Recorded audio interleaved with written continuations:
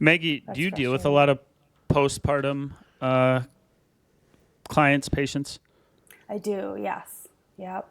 I have a lot of pregnant patients, postpartum patients, people who have children in the past, and people who have never had children before. So a little bit of everyone. Huh. So do you, you probably haven't seen this movie, and I'm going to go off the rails right away. Have you ever seen the movie Good Luck Chuck? Oh, this should be good. Good Luck Chuck. You familiar with it? I have not. Brakken, No. do you know Good Luck Chuck? Unfortunately. Okay. Well, the premise is this guy. What's his name? I'm forgetting his actor. Dane Cook. Dane Cook.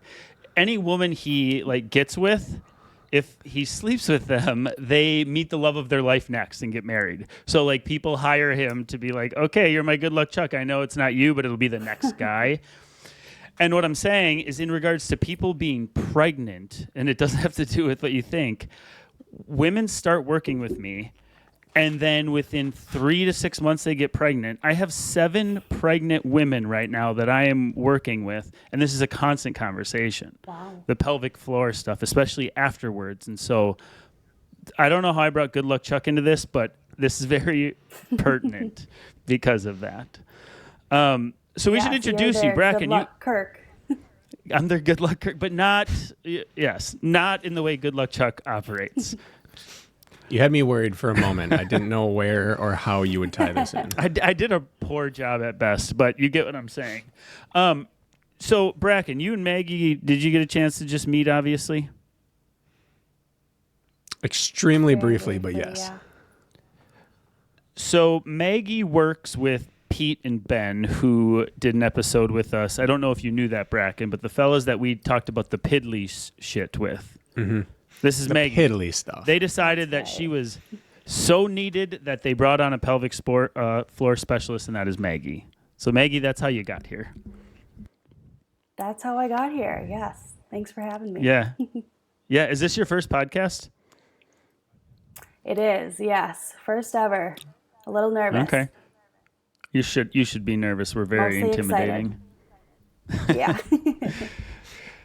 So this is how this conversation came to be, and then I'll let you introduce yourself, sort of, or I'll introduce for you, and then you can do hopefully most of the talking. But I was in the gym. What was it, last week or 2 weeks ago, Maggie? I forget. A couple weeks ago. Yeah. And so I contract in the same gym that Maggie contracts in, and you were on the treadmill with. She appeared to be a runner. Was that true? She was working on her running. And I just saw you there working with her, and I was like, why have I not talked to Maggie, who is literally, we work shoulder to shoulder every day about the pelvic floor in relation to running, and then is general, women's health as well. And so that's how this came to be. And then you reluctantly obliged. I feel like I sort of forced you into this. And now here we are. No, yeah, I'm excited. Yeah, I was actually, that client I was working with, we were doing a lot of pelvic floor work for the past couple sessions, and her goal was to get back to running without symptoms. So you caught us at a good time, for sure. Well, yeah, it made me think of it. This place you contract out of now, is it still Lions Gym? Mm-hmm. Yep, Lions Gym. What do we run there? It's Lions Gym. Oh, go ahead. I'll continue. Well, we run, so now you have the 3 PTs between Pete, Ben, and Maggie. And then we have a massage therapist. Mm-hmm. And then I think I'm the only contracting trainer, and I've been with them since 2010. Holy smokes. No, 11. So it's been over 13 years. So we run quite a few, and then we have Steven's the chiropractor, and so you guys are in there getting busy. I'm seeing you more and more frequently with patients. It's been pretty cool to watch you grow. I see you busier and busier by the week. Is that true? Definitely. Yeah, the first couple months were a little slower, which is totally fine, but yeah, things are really ramping up now. I have people on my schedule every day of the week, and so it's fun to get out there and get them working hard, lifting, running, everything like that. Yeah, but I don't like when you're in my space over by the rig. She Yeah, we likes all to go fight work. over that one little corner. We do. Okay, so enough BS. Maggie, so do you say your last name? Is it Germscheid? How do you say your Close. last name? Germscheid. Germscheid. Okay. Germscheid. Okay, and who are you and where are you from? So I'm Maggie. I grew up, I went to high school at Matabidi. Didn't go too far for college. I was just over at St. Kate's. I did my undergrad and grad school there. So I'm a doctor of physical therapy. I work, obviously, we mentioned, at Revival. I've been there since February, absolutely loving it. So we work out of Lions Gym in Robbinsdale and now in North Loop as well. So a growing business, which is really awesome. There I'm the women's health specialist, and so work with a lot of women who are experiencing pelvic floor related issues, and like we talked about, through different phases of their lives. So I really enjoy what I do, and yeah. This is going to sound, I don't know, obtuse right off the bat, but we oftentimes, when we bring someone in who is not just like a known runner or someone who has something that seems directly pertinent to our main core audience, we have this dip in viewership for the first 2 weeks. And then word of mouth spreads it around like there was a lot of good stuff in here, and then they cycle back to it. And in fact, we even had this with Stephen Menia when he came on, Kirk. And that was one of our most listened to It episodes. was just like people assumed. Yeah, and to date, it's still one of my favorite conversations we've ever had. But someone sees like not an active runner, Kirk's coworker. I'll get to it when I get to it. And these oftentimes, the non-running specific, turn out to be the most important for a lot of people. So to just subvert that whole process for the people who are just ready to move on and shouldn't be, and we've told them before, like, just trust us, this stuff works out. Give me just like a 30-second pitch for why, if you are not a birther, why you should still be listening to this right now rather than putting pause for 2 weeks on this. For sure. Yeah, I mean, everyone has a pelvic floor, right? We think about it. When we hear pelvic floor, we think about women and pregnant women. Everyone has a pelvic floor, male, female. And those muscles, like any muscles in the body, can, be weak or tight or have overuse. And so especially, when I'm working with runners who are having things like, they can't run without leaking, or they are feeling like they need to go to the bathroom as they're running, or, having a lot of pelvic pain, back pain during running. Sometimes pelvic floor can be a driver of a lot of those issues. And so that's what I work with a lot of women through. And so, I think, What? pelvic floor, everyone can learn a little bit more about, the pelvic floor and how it impacts, your running abilities. What about as Brakken was hinting at, the boys? Why would this? Because we're going to talk a lot about the women today.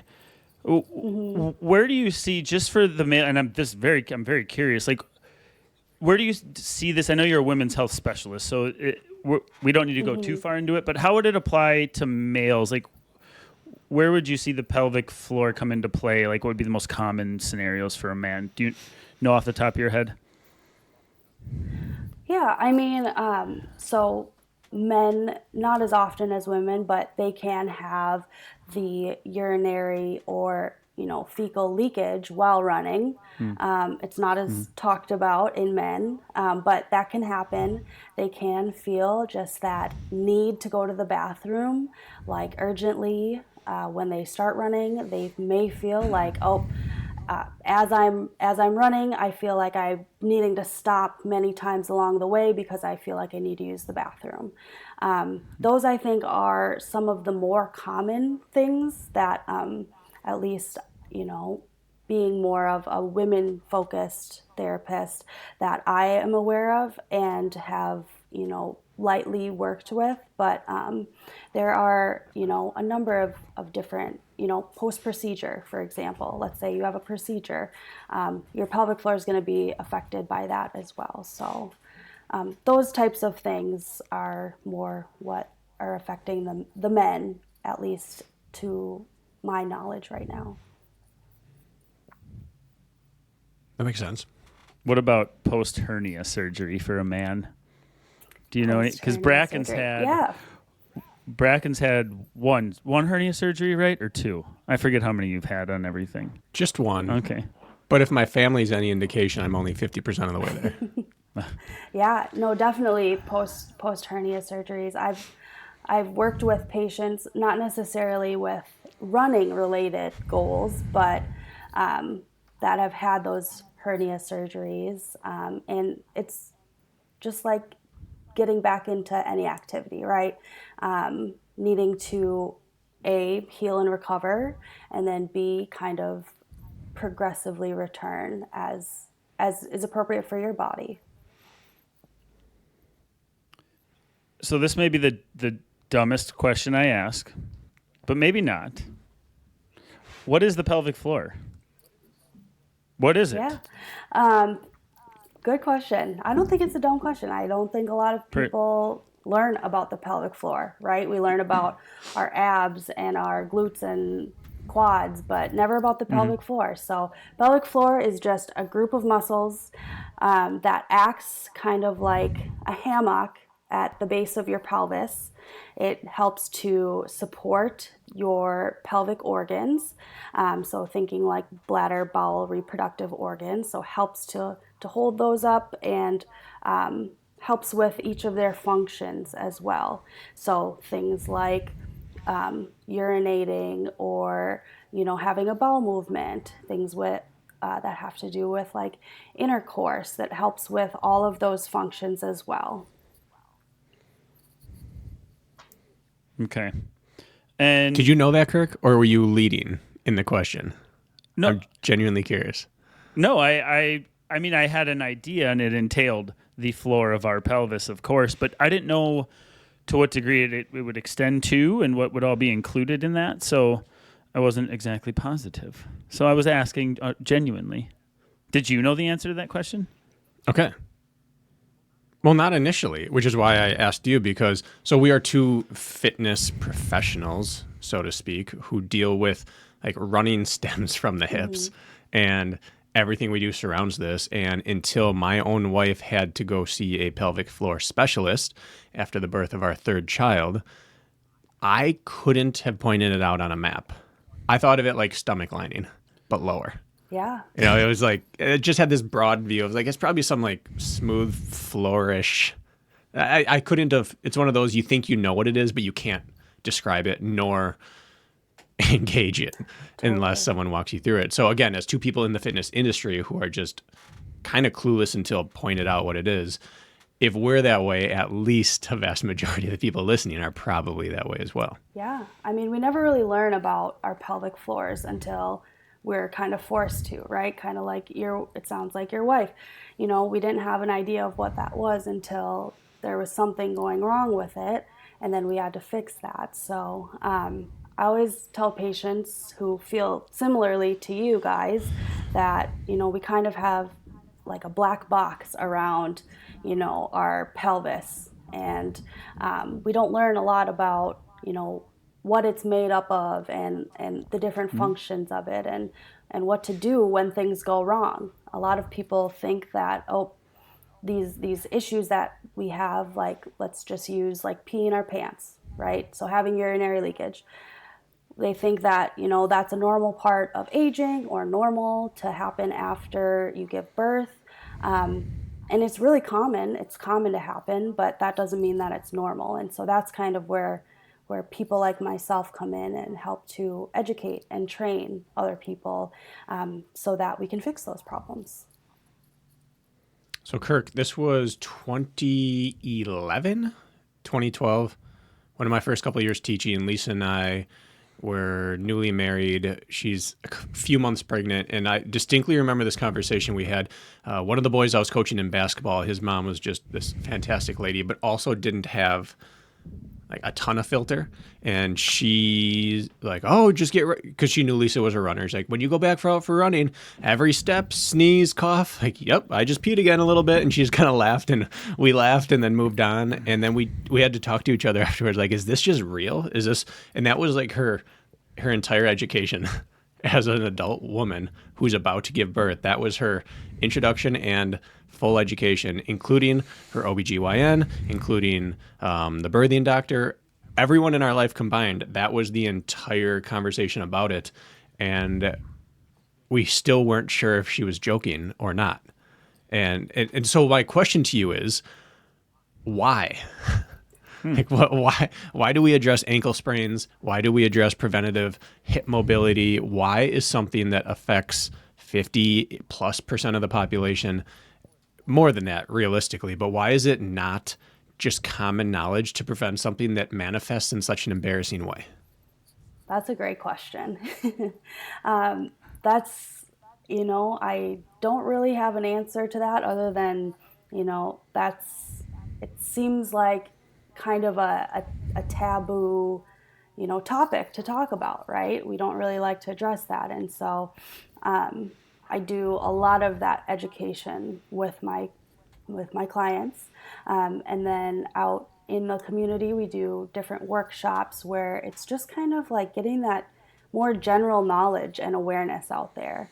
I'll have moms who come to me and they've had children 10, 20 years ago, and they're asking that same question: why didn't I know about this before? Or saying, I wish I knew about this before, so that things didn't progress so far. They didn't have to deal with these issues for so many years. So, definitely a goal of mine to kind of just spread that knowledge and awareness.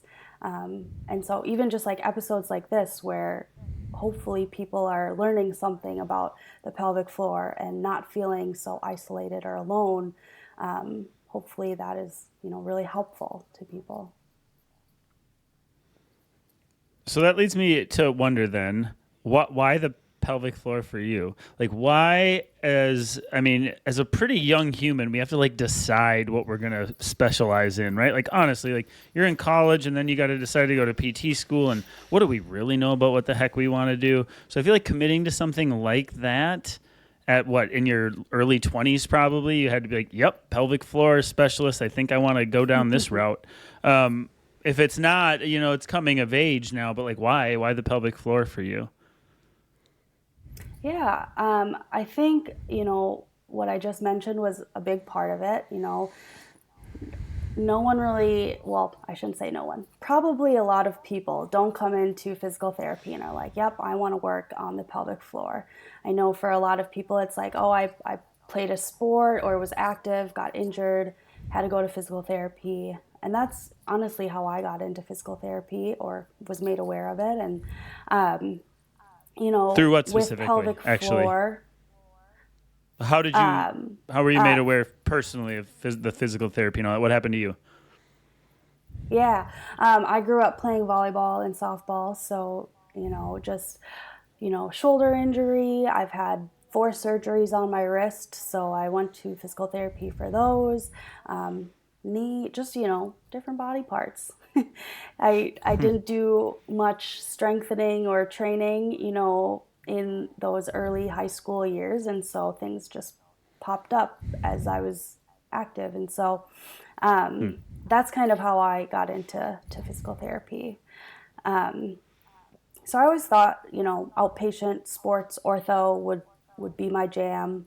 I learned a little bit about pelvic floor in school, and then learned a little bit more after school with taking continuing education courses. Obviously, this job that I'm working, it's pelvic floor focused. And so I really enjoy bringing kind of that sports and ortho background into pelvic floor and kind of marrying the two, because many of my patients have those, active functional goals where it's not just, all right, lay on the table and do a billion Kegels. It's okay.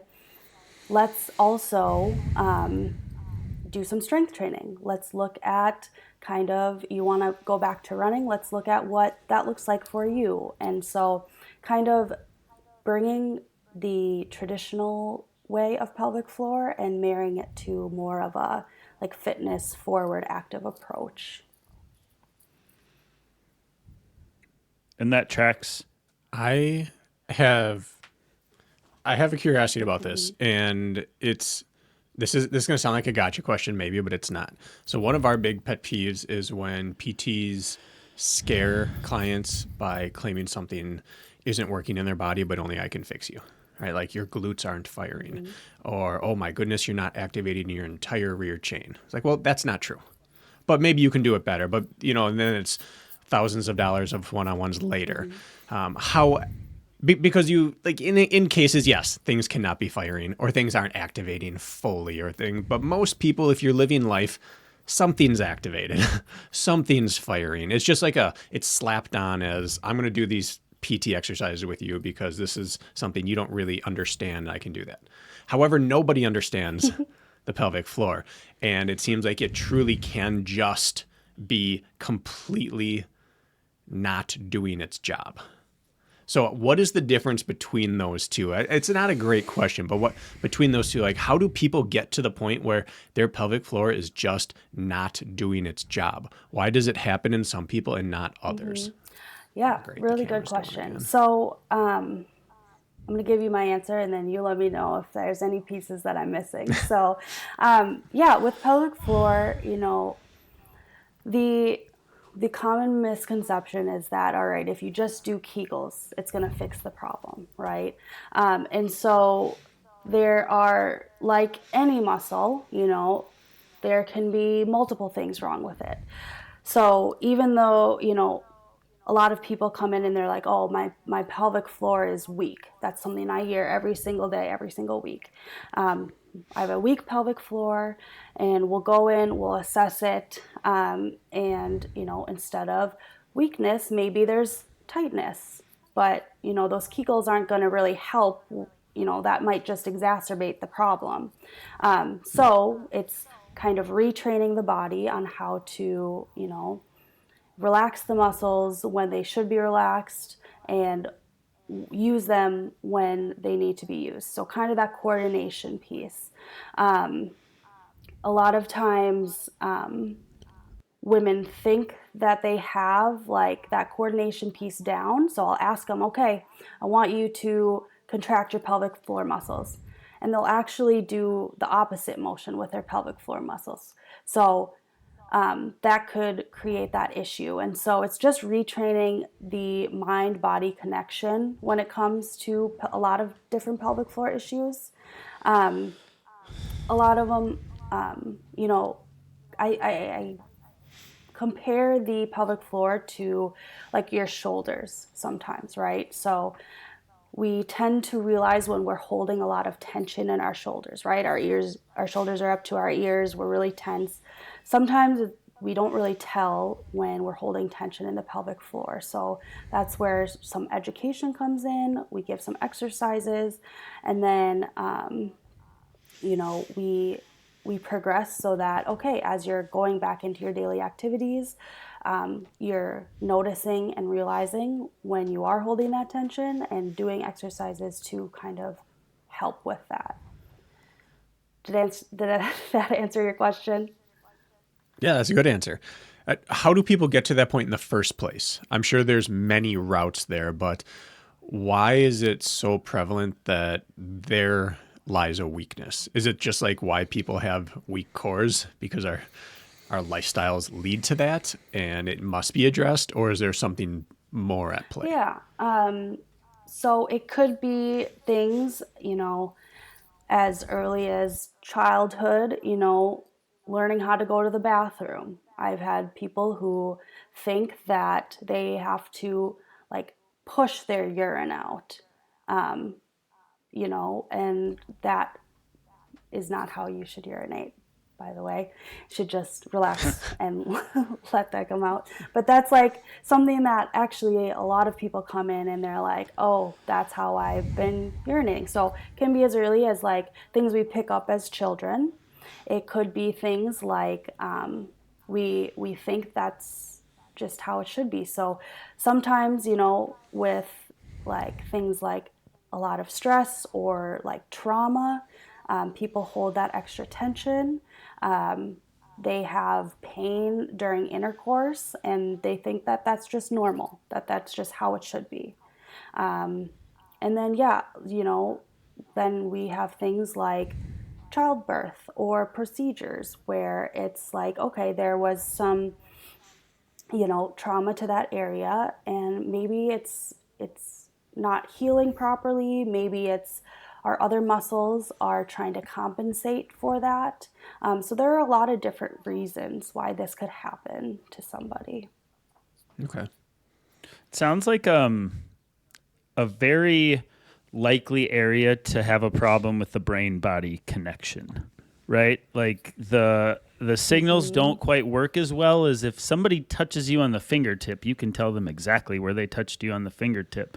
When you talk about finite areas of the pelvic floor, you hear a lot like, I had this thing, I was worried about like pancreatitis or something, and I went to the ER a few years ago, and they were telling me, I was scared. I was like, it was lasting for days. I was like, what is this? And they're talking about how like even with like the internal organs, your X over here on your right side may be hurting, or that's how it feels, or like we feel general pain in our abdomen. It can't localize to like, oh, it's my right kidney. Of course it is. Like I can feel exactly where it is. Like our nervous system doesn't work that way. So we go in to get it checked out where it's more obvious, like, oh, my shoulder hurts. Like it's obvious my shoulder hurts because it's my shoulder. I can tell. But I feel like the pelvic floor must not work that way. Like, and I think that's probably, and I'm reaching here, but you're the expert. Is that part of the issue? Like our pathways just aren't super like great. So we're not meant to be in touch with it as much. What do you think? Yeah. I hear what you're saying for sure. And that might be part of it. If you ask any of my clients, they will tell you that for the first couple sessions, typically, I will just tell them, okay, we are trying to just build that brain-body connection, right? We're doing these exercises, really sometimes for no other reason than I want you to feel when your pelvic floor is engaged versus when it's relaxed. And a lot of times people have a really difficult time with that. So we do a lot of retraining of that connection for sure. And,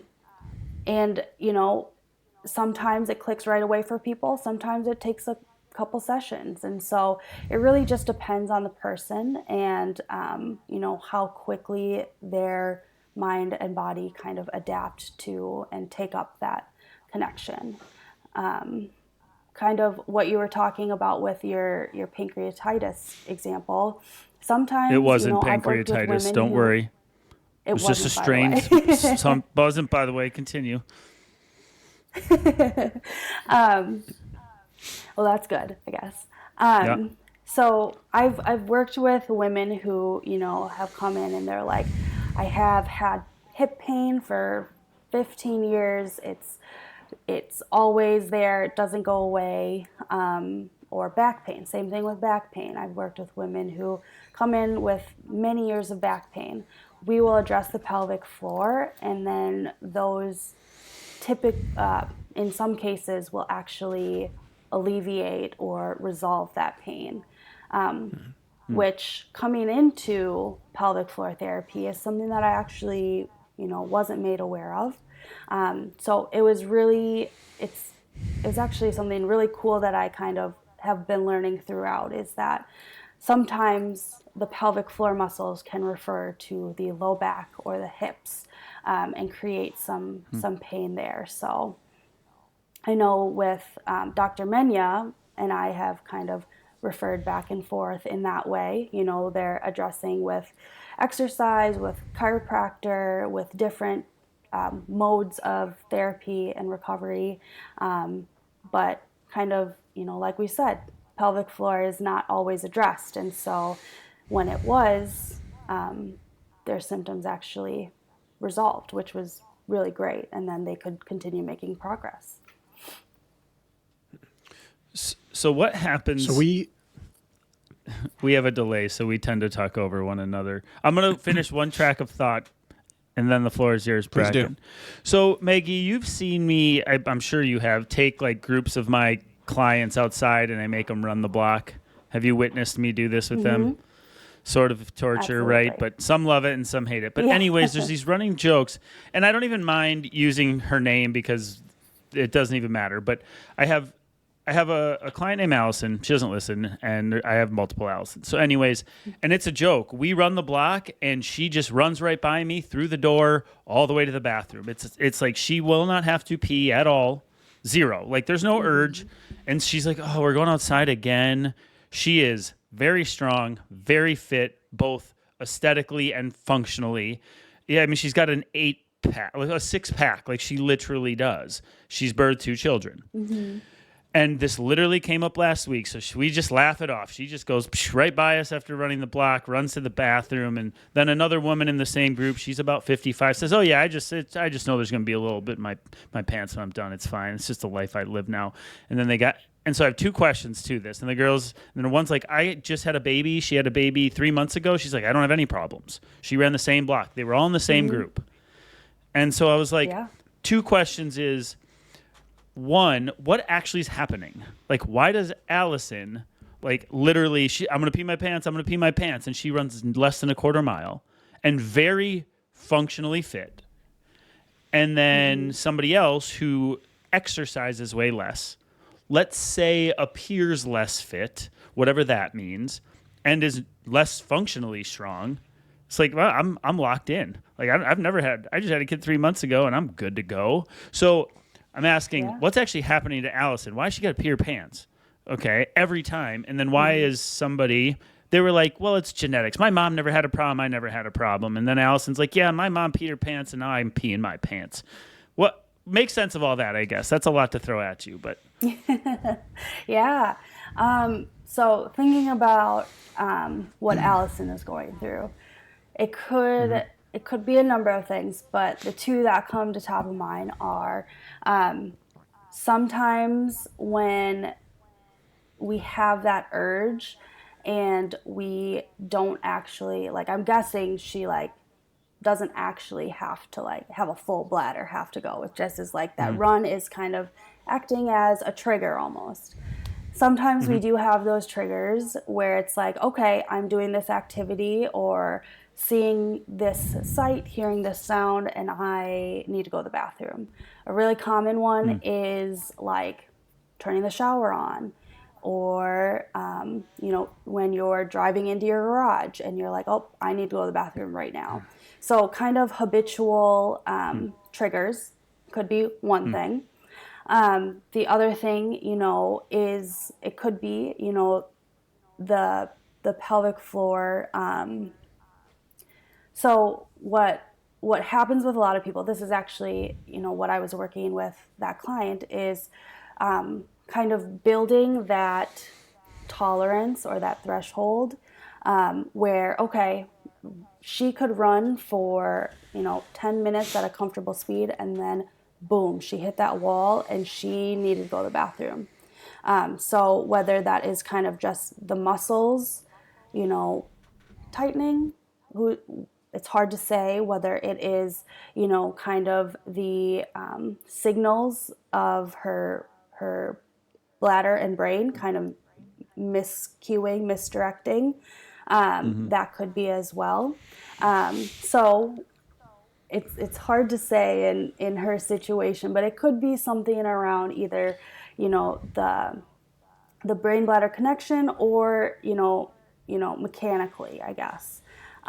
Speaking now, why of, that I want to jump in. To her, I want to jump in real quick. Brakken, maybe you've experienced this. So I was listening to you talk and say, maybe it's a trigger. Like I walk out to run the block and I'm like, oh, I got to pee now. Or I pull into the house, open the garage. And I'm like, that's kind of BS. That's what I thought initially when you just said that. And then I thought, what happens to you, Kirk, every time you tow a start line for a race and you're sitting there for 5 minutes waiting for the race to start? What happens? I'm like, I have to pee. I for sure have to pee. Yeah. And some people do. They pee their pants right at the start line a little bit just because they have nowhere to go. And let's be honest, we've all done that on occasion. I guarantee Brakken has too. And nothing barely comes out. But you're like, I have to pee. I've never peed my pants at the start line. Slightly. I mean, just a little dribble. I Runners think do this you're all the time. attributing to the masses something that's very personal to you. I don't think specific. so. No, I don't think so. You don't feel like you have to pee at the start lines? Like you're like, I could really pee again. Never. Oh, well, I think you're the exception, However, not the rule. every time I get to a trailhead, every trail I get to, it's like, hey, this must be a bathroom break. And do you pee, like, do you have to actually pee every time? Most of the time I pee before I start my trail runs, yeah. Or 2 minutes in. Anyways, I was just relating to what you said, Maggie, because it's like clockwork. No matter if I pee and go to the start line, I'll be like, I think I could pee a little more. Or I got to pee. I know I could pee. Like, anyways, I just want to interrupt, and I guess I'm alone here, Brakken. I guess all of our listeners, I'm on an island of one. Well, our sample size, it's 50-50. That's Fine. true. Anyways. 50-50. You're So even definitely like not a alone, male, for sure. so even a male who doesn't feel to struggle with pelvic floor issues, and I don't think I do, could still have like a weird trigger that all of a sudden, like, I'm like, no, you definitely have to pee again. But it's psychosomatic, obviously, but nonetheless. Continue. I probably detracted from your train of thought. And now I feel alone you're over good. here. So way to go, Brakken. No, this is a supportive space. For sure. Yeah, no, definitely not alone. So continue. I don't recall where you left off, but. Okay. Yeah, I think I was just kind of going into, you asked kind of, why Allison versus someone else. And it's hard to say, right? Why she would be affected versus someone who has had children and has had, like we said, that, traumatic event to her pelvic floor, why, she doesn't have those issues. Her pelvic floor is very resilient, so that's a good thing. And, I guess I kind of lost my train of thought there for a second, but Well, that's my fault. yeah, I mean, there could be a number of reasons, why. I wanted to know, like, what is actually happening? What is happening structurally or biomechanically why is she literally peeing her pants and somebody else is not? Like, what is happening in there that's allowing that to happen? Yeah. I think is what I really want to know as well. Yeah, so why people are having that leakage. So most of the time, I teach patients about what we call the core canister. And so what that looks like is we think about a pop can, right? In our core canister, our diaphragm is the top of the pop can, pelvic floor is the bottom, and we have our core muscles all around the sides. So when we think about kind of, okay, you crack the pop can or something juts into the pop can and the pressure is, released, right? Things can empty out of it. Okay, we think about our core canister in a similar way, where if someone is not pulling their weight, whether it's pelvic floor, core, diaphragm, then that's where some of that leakage can occur. Does that make sense? Mm-hmm. I'm following. So it's just not. A lot of times it's a pressure management issue. So not enough pressure is being able to put on like whatever the urethra or whatever the exact thing is, and it's not doing its job of holding tight, we'll call it. Yep, it's not unconsciously withstanding that pressure as well as it should be. So since it's not, that's sometimes when that leakage happens. So since this is internal, and it's not as simple as look at your calf clench your calf. Look at your quad, engage your quad.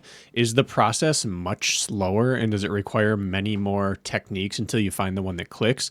Or is this as reliable as getting someone to fire an external muscle? Yeah, it really depends. Some people pick it up really quick. Some people it takes a couple sessions and a lot of different cues to be able to pick it up, whether that is, I'm giving them verbal cues, just trying different things, seeing what works, whether it's we're doing an assessment and it's a tactile cue. And so it really depends on the person. And like we just talked about a little bit earlier, it's kind of that mind-body connection. Some people are really, come in with a good base of that. And it just is a little change that they need to make, and they're feeling great within a couple sessions. And sometimes it takes more than that. I think we should run with this. Okay. Help us, Maggie, make the brain-body connection. Can you help us? If we're here, we're in your office to see you and say, I don't even know how to engage my pelvic floor, what to even do, man or woman. Can you walk us through, I want to actively try to do some of the things that you may start with a patient. Brakken, are you down for this? Okay. To do your Kegels, Brakken? Extremely. Okay, good. So I am like an iron trap. Yeah. So what would you tell us what to do? What do we do? Okay. So if we're pretending we have a virtual visit right now. I want you to... We're not pretending. No, we're not pretending. This is real. This is real time. I want you to feel like you are kind of pulling up and in with your pelvic floor. So you can, if you want to, you can use your hand, touch pelvic floor, and then feel those muscles. You can feel them when they're firing. Where exactly am I placing my hand? So feeling kind of right at the underside of your pelvis. And you can feel it from the outside. So, yes. So if you feel muscles contract. Now, this is a good time, Kirk, to remind each other that these do go up on YouTube now. That's true. Yeah. Oh. So I forgot. I let you know, Maggie, at the beginning, but I had a bug fly up my nose right prior to this on my trail run, and my nose I have seasonal allergies, and they're rocked by this right now. So this will be a very entertaining episode, There you go. depending on how much in view we are in our cameras. I know I should have brought my pelvic model. Oh, you have a pelvic model. That'd been helpful. So I was under the impression, so this leads to a first question then is, the pelvic floor is totally internal. So if you can, let's just say what it is. If you put your hand, directly under you and press, man or woman, doesn't matter. The no man's land for a man or women have parts down there. And you can, contract that and feel something move. That is your pelvic floor from the outside. Yeah. Yep. Huh. So, so from the outside, you can feel, okay. Did you guys feel that, by the way? It's still actively doing so. You're doing your Kegels. Yes. I assume this is scored. Yes. At the end of this. So that is one way we can assess. Another way that we can assess for the women I work with is an internal exam. So that would be actually feeling I would just put one finger in the vagina and then have them, do these actions as well. There I can actually assess the strength. I assess the pelvic floor muscles. So looking for that tension that we were talking about earlier. But that is another way, most commonly in clinic way that we assess. Okay, so what if you're able to feel, Brakken says... So this is very quickly... Go ahead. Go ahead. Well, he's nailing it, he said. So if he... And I can feel muscles contracting, no problem, right away. I'm like, do it, it contracts. So what does that tell you off the gun? If you can make your body do that, what does that mean for you? So that's a good thing. That means that you are able to engage those muscles, right? What we look at is kind of like, I look at, can we engage them? Can we relax them? Sometimes we look at, okay, can we do like a gentle, like bear down of those muscles? So that's kind of, a lot of people have difficulty doing that when they have that extra tension in their pelvic floors. So that's another thing we look at. When do we do these things? So like, anytime, we are sneezing, coughing, lifting, laughing, our pelvic floors just kind of automatically do it just to kind of keep that pressure. A lot of times women come in and they are like, I pee every time I sneeze, laugh, cough. Okay. So we make sure that, okay, when I'm asking you to squeeze those muscles, that you're actually squeezing them. If they are, great. If they're not, then we teach them how. And then, I ask them to, okay, when you go home and you're doing your daily life, if you feel like you need to sneeze or cough, I want you to squeeze. Squeeze before you sneeze is what I tell them. Sometimes, it's just that little cue that really helps. And sometimes, they pick it up right away. Sometimes it's a lot of, okay, they have to actively think about it before, okay, I feel like I need to sneeze, I need to squeeze first. So those are some of why we do this. Other times it's like lifting. So like you might have heard of like weightlifters who will pee their pants, or just even, the general population. They stop lifting because they pee, or, they're carrying a basket of laundry and they pee their pants. Same thing is kind of like we teach them that squeeze, and then we coordinate it with their movements and build some strength on top of that. So I know retraining muscles and nervous system is an inexact science, and I'm asking for questions that can't be nailed down. But in general, what takes longer, retraining an autonomous action, like going from I don't have to squeeze before I sneeze to just I can sneeze without thinking, or retraining being able to tense and not pee while squatting? Which one is actually the tougher or longer project for people? I think that most of the time, at least in my experience, like the action while like lifting, or like having to do another movement while still learning about and thinking about the pelvic floor, takes a little bit longer. I think when we are doing like the sneezing or coughing, sometimes I think of it as kind of more of like, okay, we're creating that habit, right? Eventually it's something that, like any habit, you're not going to have to think about. But right now we're just kind of having to do that repetition. Whereas like when I'm asking someone to, deadlift or squat, and they're really having to think about, okay, I'm contracting my pelvic floor versus like bearing down is a common way that people do it incorrectly. That takes a little bit more time and a little bit more of kind of like graded exposure, right, to those, higher level activities. Can you define or at least describe what you mean by bearing down? Yeah. So think of our hands-on example here. So, right, we contracted our pelvic muscles. Okay, now we're relaxed. And now feel like you are like pushing down a little bit, down away into your fingers. Okay. Yep.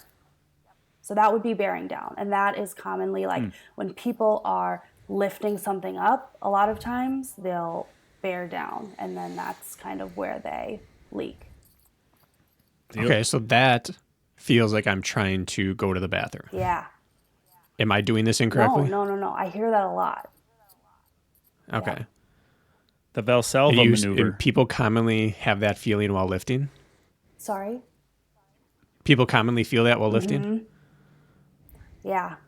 Or they'll like, after kind of, they get that awareness of what their body's doing, they'll be like, oh, that's actually what I have been doing every time I lift something up. Interesting. Is that specifically called the Valsalva maneuver, which is what I learned back in college myself, as when you bear down to either, like, you have to go to the bathroom and you push, or you push heavy weight. The Valsalva, is that specifically indicating the pelvic floor, or is that the general core can in total Valsalva maneuvering? Which is that referring to? A little bit of both, I guess. So Okay, the whole thinking thing. about like, yeah. Bearing down, you can bear down and like free breathe, right? I can continue talking to you if I'm bearing down. Valsalva is kind of that, where that breath holding and bearing down. Sure. Oh, okay, that makes sense. Okay. Yeah, and the way that my teacher taught us that in college was, he's like, just think that's how Elvis died. And I was like, what? He's like, he was on drugs. He literally sat down on the toilet, he was extremely constipated. They had found, 25 pounds of impacted fecal matter in the guy. The poor guy was suffering miserably. And he's having bathroom problems. He bore down with the Valsalva maneuver, and that was it for him. That exertion his body couldn't take. So that's how I always remembered it. But I guess that the breath holding thing is the different step to that. That's not how I was taught. Well, how were you taught? Not specifically the Elvis example, but the way it was explained by my first teacher was that you're trying to fill every square inch, every crevice of your torso with air, and then put tension against all of it. So it's and then like a bear down, like fill it, compress it, and now that's your safety system. So it's different versions of the same thing, I guess, nonetheless, right? One is saying... So, Maggie, what's your way of teaching the Valsalva? The Valsalva. I feel like similarly to both, you guys kind of did the same things, just different examples, right? You have to pick sides, Maggie. Well, that's what cueing is, right? What's your cueing? You have to pick sides, Maggie. We Gotta require pick it. sides. Be careful. Yeah, so, I know, be careful. Otherwise I'm going to have to hide I have later. to see you this afternoon. When we get off of this, we both go to the gym, so... Yep. So I'll hide in my room if I answer incorrectly. Yep. Yeah, so I would say kind of, taking that breath in and holding, bearing down. Damn you. And No Elvis mention at all? Elvis, that's exactly it. I hear how Elvis died, so that's how we'll remember it from now on. So you chose Brakken, is what you're saying. I just want to be clear here. No. We weren't pitying. I asked this, and I was going to ask this later, though. It was that we've talked about several times on here iron deficiency. And recently we had, not that recently, but we had someone talk about her particular experience with being low iron. And then immediately it clicked differently, and we received messages. And my own sister actually went and got checked immediately and was extremely low. Wow. Whereas we've answered it on Q&As before, but someone else's verbiage, someone else's cueing hit home like, I felt that. I know that. So I wasn't asking to pit Kirk and I against each other, although it's important to note that I won. But more like, if we say it 3 different ways, one of the ways is going to hit for somebody. True. That's really fair. Side note, I have to like this hide weird... later. You are going to have to hide later. I have this buzzing like somewhere outside my house. Are you picking that up at all? Like a whining? No. Okay, good. So These mics are spectacular. So then with that, like, squeeze before you sneeze, like crossing that over to running. So are you squeezing while running if you're doing it right, or should it be you relaxed and able to have control of your pelvic floor? I guess I'm like, if my client Allison was like, I'm going to squeeze and then I'm going to go running. It actually sounds like a very difficult way to run and horribly inefficient energy-wise. Yeah. like what's going on? So we're not squeezing while we run. Ideally, it's strong enough to run a stopgap through those processes so we're not having issues, correct? We're not squeezing while we run unknowingly, correct? Right. Yep. No, we're not doing that squeeze as we run. I think when people are having difficulties or challenges while running, I like to look at kind of pelvic floor, make sure that, okay, it's not bearing down. So kind of making sure that they can make that distinction themselves. And then just looking at, okay, how do they look like mechanically? And then doing kind of, what you would normally think to do. So is it kind of, too high of intensity right now? Is it too much low? Like what things can we change so that we can basically, find that threshold so that they're not feeling those symptoms, live right underneath that threshold, and then, see, what other things can we do to increase that threshold. So for example, with that patient that you saw me working with on the treadmill, she hit that threshold, right? She had to go to the bathroom. We, didn't stop. We put her down to, a walking pace, and it resolved within a minute, okay? So it being her symptoms resolved within a minute. We brought her back up to that running pace and no symptoms. So kind of playing around with, okay, what things can we, modify in this training plan that that can allow for people to make those improvements and keep, progressing towards their goals. This seems akin to pressurizing your nose while swimming underwater. That some people can't do it without squeezing it, and others can just naturally keep the exact pressure in their nose to keep water out, but they're not clenching the whole time to do it. And those people can obviously swim better underwater because it takes no tension out of their body. But others do not have that process or have lost it due to a near drowning incident or being afraid of the water, that they have to manually pressurize it. Yeah. That sounds super simple. Because you don't want to run squeezing anything ever. But you have to have that pressure, I guess. When we were learning about kind of running and impact exercises on the pelvic floor, they actually had us, run normally, right? Now go ahead and try running, squeezing your pelvic floor. So even like that is something that people can try if they'd like, just so that, you can feel, okay, you're not actively like squeezing as tight as you can while you're running. You are, your pelvic floor is holding that tension, you're not, it's enough so that you're not leaking, right? You don't have to actively think about that.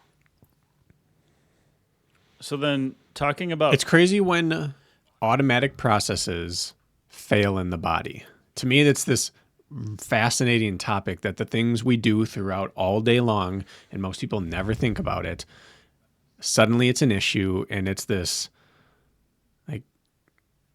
this very cloudy, scary journey to do something that you should have been doing without thinking about it. And thinking your way through it seems very overwhelming. Yeah, it definitely feels overwhelming for a lot of my patients. It's something that, people have been able to do for years and years and years. And then something happened where, okay, now things have changed and they're not able to do it. They're not able to run those races anymore or pick up their kids without, urinating. So work through a lot of that and get some really important and life-changing results in that way, So talking like actionable items, let's say. So talk about bearing down, for example. So answer yes or no to these questions. I put a bunch of weight on a barbell and I squat. And I get to the bottom and I'm bracing and I go, huh, and I push up out of that squat. Is that helping my pelvic floor? Is something as simple as that going to see benefit to the pelvic floor? Traditional strength movements in the gym that require bearing down. I feel like, so I know this was a yes or no question. Well, elaborate Okay, if it so requires it. you're talking about bracing, right? So Sure, you're bracing. squatting heavy, you're bracing, right? Yeah, I mean, bracing is a good way to, you know, maintain that pressure that you need to then, rise out of that deep squat.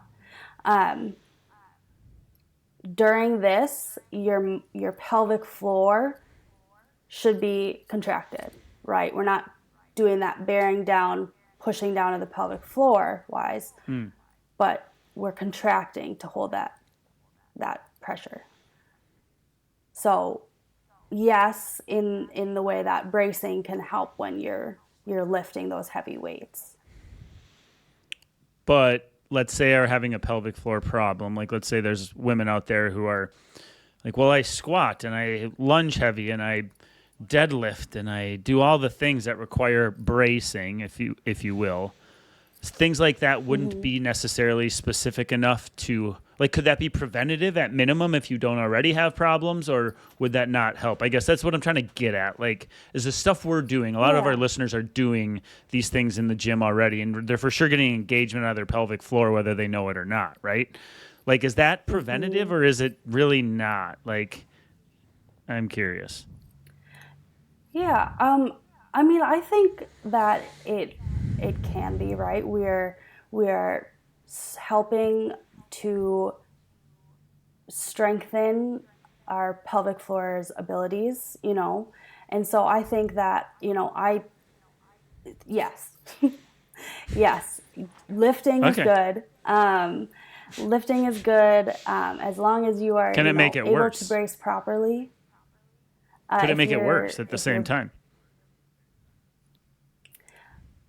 If you're having the symptoms, so any, pain, heaviness in the pelvis, urinary leakage, I would say that you should probably modify. We want to make sure that you are not, bearing down during those activities and creating those symptoms. We want to just kind of make that change where, okay, instead of bearing down, you're contracting pelvic floor. And then making sure that, okay, you can do that with that amount of weight. Does that make sense? Yeah. So, to continue this then, if we are coming to you to improve our pelvic floor, like, I have two main questions I want to make sure we get to, and I know we have to end by about 2:30. So, if I'm coming to you for, let's say, it sounds like the most common reason women come to you are for leakage. Is that correct? Doing an activity generally, or maybe even not. Is that the most common? Yep. I see a lot of women who, really common. Okay. And that'd be the most common patient of yours? Yes, right now, yes. Okay. And I know it's not a one-size-fits-all protocol, and I'm not asking for you to give away the secret sauce or any of that. And I don't know what you do in the office area, like with some of that stuff, because I'm not in there, but I see what you do out in the gym. And I see some like what I would call traditional things you do with these women as well, like gym movements and such. So what I'm asking, a long-winded way of getting at, like, what are some of your movements, exercises, things that you would advise? Because I'm guessing, Brakken, what do you think? We probably have dozens of people listening right now who have this issue in some capacity. I would have to imagine, at minimum. For sure. Yeah. So I think there's people saying, okay, like, I get it. We understand it's important. Maybe we sort of get how it functions, yada, yada. But, like, okay, like, I still want to know how to, like, things I can do right now to help, right? So could you walk us through that a little bit? That would be great. Yeah. Yeah. So like you mentioned, I do a lot of the traditional strength movements with clients. So squats, deadlifts, lunges, different variations of all of those. I also like to focus on adductor strength. So whether that is you are, as easy as, lying on your side and using your adductors to lift your leg, your bottom leg up towards the ceiling. It can be as simple as putting a ball Why? between your knees, What? Why are the adductors important? Like, why would that relate? Because where they Yeah. insert into the pelvic floor area, or how? I'm just curious. Yep. Yep. Insert into the pelvis. We don't traditionally train them a lot, so it's something that people don't focus on as much. And just having really strong hips is going to help to support pelvic floor. So definitely adductors, different Copenhagen variations are great. I would say, Can you describe that? And you might, yeah. So Sorry, it's I'm kind of actually like looking for specifics because I think some people will hear that and be like, okay, I don't know what a Copenhagen plank is or whatever. totally, totally. So it's kind of like a side plank, except for your top leg is on either a chair or a box, and you are lifting your bottom leg up to meet the top. So, and you can hold it as like a side plank. You can do dips where you're dipping down with that bottom leg and coming back up. So playing around Ton of with adductor those engagement is there. going to be great. I mean, it's all Yes, a adductor ton, engagement, yeah. right? It's a big stressor. Yeah. Okay.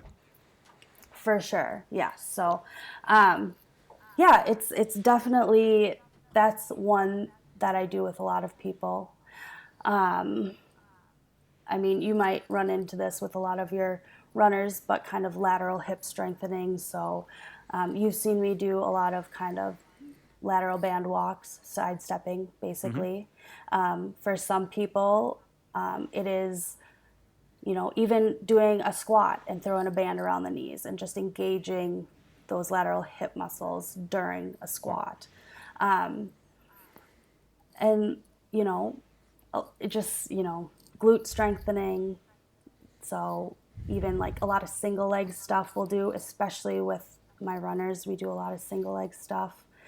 So thinking like pistol squats, single leg RDLs, just different ways that we can, promote balance and strength and really coordination all at the same time. So all side of the hips. So if people are Yeah. Go ahead. Really. so if people are facing these milestones in life, or just want to get ahead of it preventatively, are those the same places you would start them? Like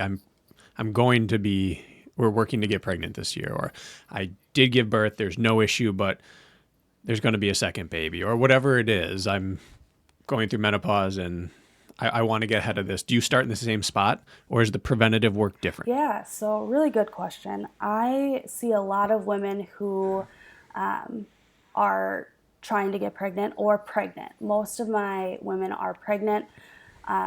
We do obviously a lot of support for the body during pregnancy to try and prevent those aches and pains and just adjust to the change in your body. We do a lot of birth preparation too, so that's, I think, a really big reason why pelvic floor therapy would be important during pregnancy, is to prepare for birth. And then I see women postpartum as well. So I'll see women as early as 2 weeks postpartum, and we will work through getting them back into whatever activity that they're trying to get back to.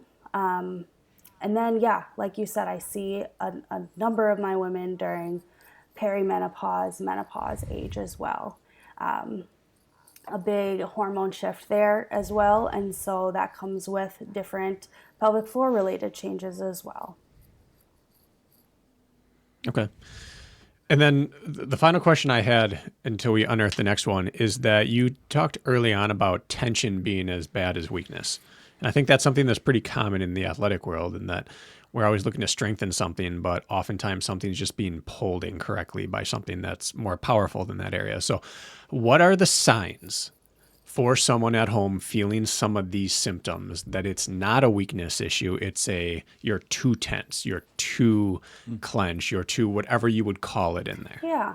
I think that some of our urinary leakage, definitely any like pain during intercourse, that's a big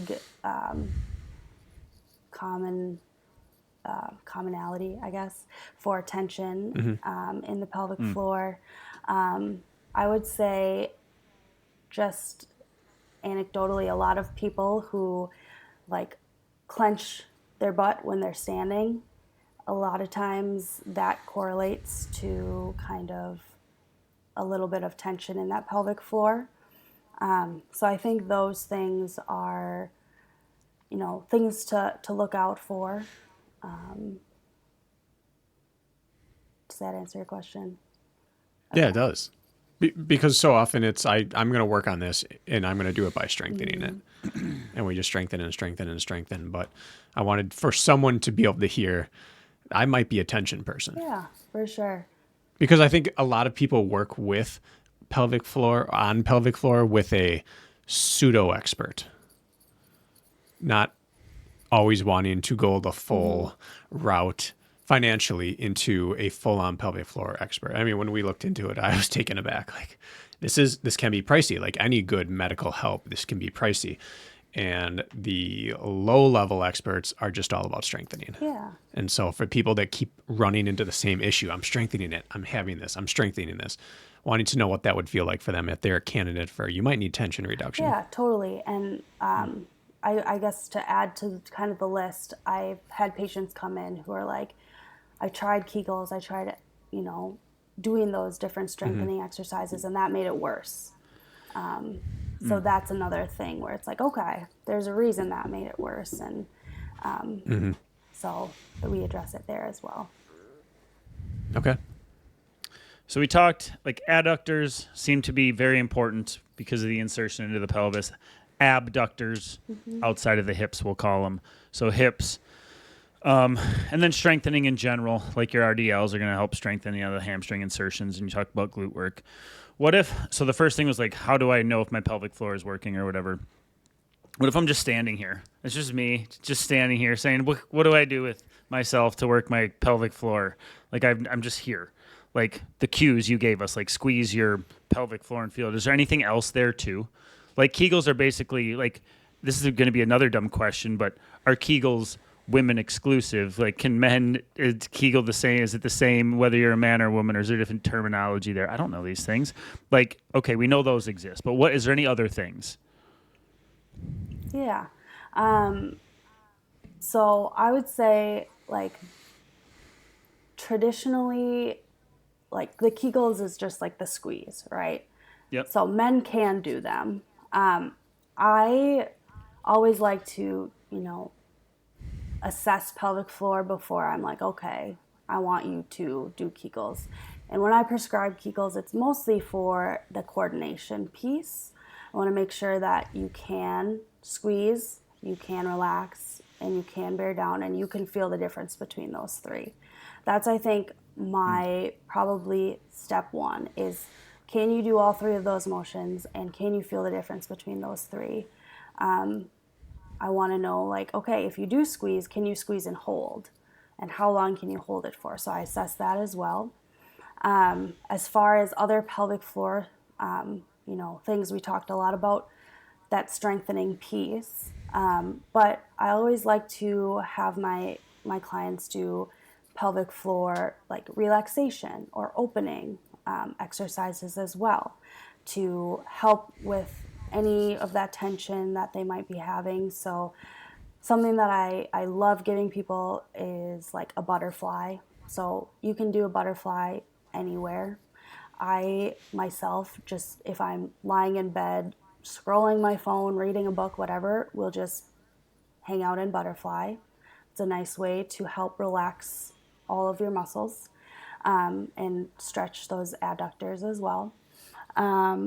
Happy baby is a nice one, child's pose. So those are other, pelvic floor exercises that you can focus your attention to the pelvic floor and make sure that you're getting kind of that relaxation as well there. So you'd work both ends with a patient, yeah, even if they don't need to work on their relaxing. Like if it's not a tension person, you'd still work both ends of it. Usually. I usually would, yep, just so Okay. that we don't swing from one end to the other. Not that it's Okay. that easy to do, but just it's good to do both. So what would be the high flyer points in life? Obviously we have childbirth and things like that, but like are there other points in someone's life where they should be very proactive because you're at high risk? Yeah, I would say, pregnancy, childbirth, even menopause. I would say I see a number of women during menopause. I would say those are the two biggest. I see some people kind of as they are, beginning or as they're finding that, intercourse isn't supposed to be painful. I would say, so I see another kind of, increase around, that area, but I would say those are the two big ones. Can excessive training or competition wear you down pelvically like it can nervous system or muscularly? Yeah. So, I mean, like any muscles, right? They can fatigue. And so we see like some people who are, I've seen some people like after they're done with a big event or a big race and they're like, my pelvic floor feels heavy. That's one that I hear a lot. Something in my pelvis feels heavy. Whether they're leaking or not, that's a really common symptom that I hear. So yeah, I would say so. So my last conversational question, and then I want to let people know where they can find you if they're local or if they're not, if there's an option. But okay, so we determined that most of the time, let's call it bladder control issues, bring people in. What are some of the other reasons people would come and see a pelvic floor specialist? Like, what are the other? Brakken asked for high flyer. Like, what are the high flyer others? Who would be a good candidate? Yep. So any type of leakage, pregnancy, postpartum, I would say around menopause, anyone who is experiencing pain with intercourse, general pelvic pain, any like heaviness or feeling or diagnosis of like prolapse, people who like have the diastasis recti, so that elongation of those core muscles. I see a lot of women during that. Pelvic, low back, hip pain. I see a lot of women during who are experiencing that as well. So I would say those are the biggest kind of populations that I see. Like a woman or a man, but a woman could have, it seems a little more common with little like more typical hyperlordosis in the lower back, for example. So women tend to be more prone to low back pain, for example. So if somebody's having low back pain and they're not completely satisfied with how it's progressing, like a good option for them may be to see a pelvic floor specialist. Like I don't think that's on many people's radar I would imagine. So like you could have like, I just have an ache in my pelvis or something like that. Like, and you don't know what it is. It could be a myriad of things, but you're saying like there's a high likelihood that even something like that is, it's hard to pinpoint, but you can just tell something's a little funny or they're having pain while running. There's a chance that a pelvic floor specialist may be a good route to take. Yeah. And Like I mentioned with Dr. Menya's patients, they've tried multiple other things and have dealt with it for many, many years. And then this was kind of like their, I guess I'll try it kind of method. It was to come and see a pelvic floor specialist, and then that ended up kind of helping the problem. So, not that it's the case every time, but if you've been dealing with that pain and have tried different things, it might be worth an assessment.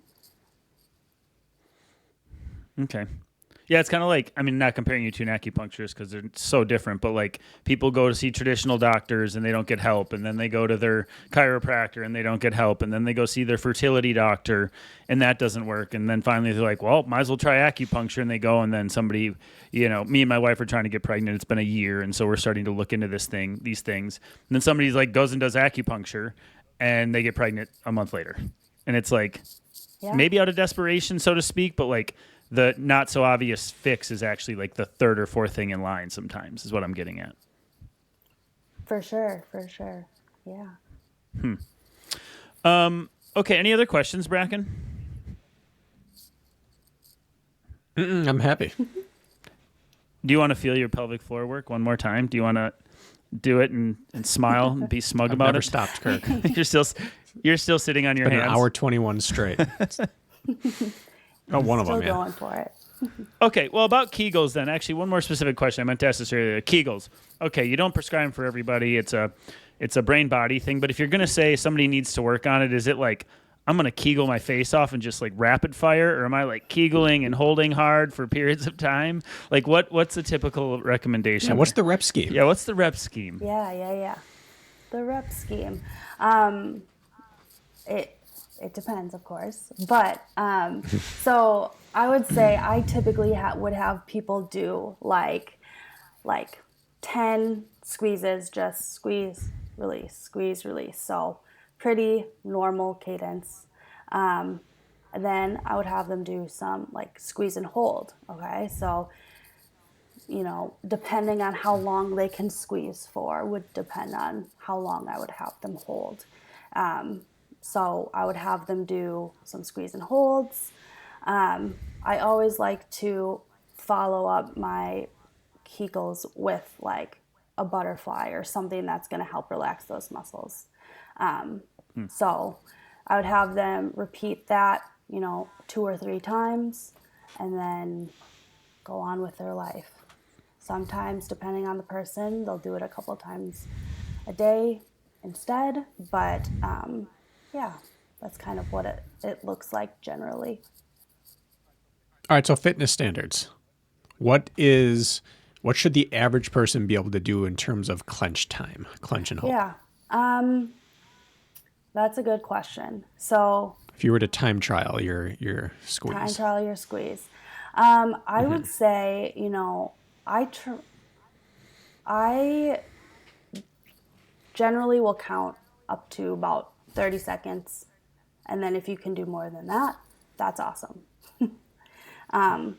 For some people, like that's necessary. For some people, they can hold it for 10 seconds and they're just fine.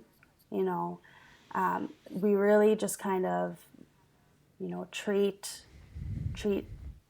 what the problems that we're seeing are. So yeah, I would say, I think the highest I count is about 30 seconds. And then I'm like, all right, okay, we're good. So work them and then relax them, basically. Do both ends. If you're going to do it, right? Work them and then relax them. Sit in a butterfly stretch and scroll your TikTok or whatever after. Yep. Okay. So I still don't have a TikTok, by the way. I feel very proud of that. I don't know if you guys do, but I certainly don't. I do and I don't, Kirk. That's not an answer. We started one for the running public. And so I had to log in to check that, and then I don't have the app on my phone anymore. So I do and I don't. I have a login for the running public's TikTok. Okay. But it is not actively used. There. Okay. I didn't even know that. All right. So we're out of time. At one point you did. Did I?